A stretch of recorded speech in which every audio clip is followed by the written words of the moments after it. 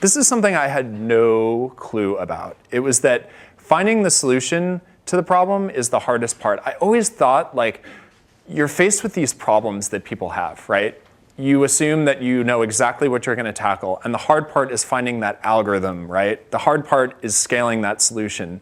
It turns out, thank you, Mike, that the hard part is actually finding the problem to solve. Solutions actually come pretty easily for the majority of problems. Not for every problem, but for the majority of problems. And in our case, what we did was when we sat down and we were deciding to work on Instagram, what we did was we wrote down the top 5 problems people have with mobile photos. Because we wanted to build a product that solved problems. We didn't want to just build a cool app to look for a problem that people had. We wanted to do it the other way around.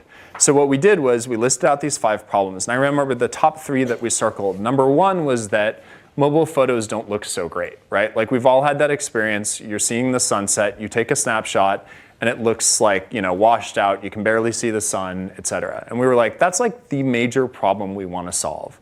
Number 2 was that uploads on mobile phones take a really long time. So we were like, what could we do around that? And we were like, well, maybe if we start the upload way before you're done even editing the photo's caption.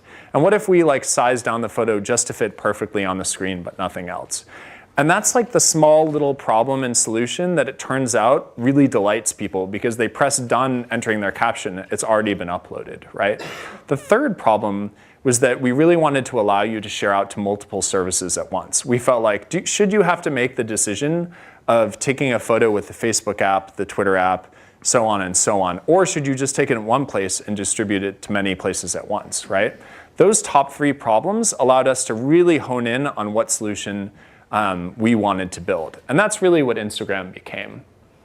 I also wanted to say that, once you have those top problems that you want to solve, you need to verify that they're actually the ones that people have. And really the way to do that is get your product in front of people very quickly and test that hypothesis. I think too many people wait a long time, and I'm going to talk about this a little later.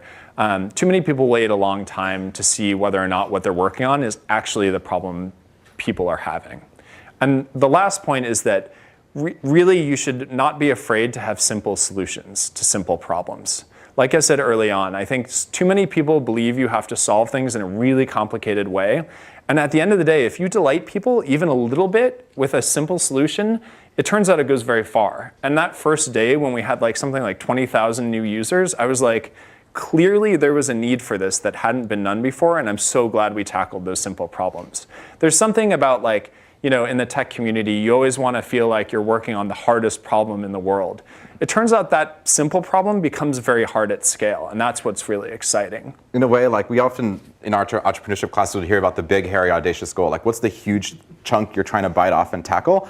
And one thing that really struck me was that big, hairy, audacious goal could be bringing that simple solution to something delightful to the masses, and that in itself is a huge challenge. Yeah, and it's something we deal with on a daily basis, right? Mike has to wake up at 4 a.m. every day to reset servers and stuff, and I wake up with him, but I don't actually do anything. I just say, okay, Mike, I'm here with you.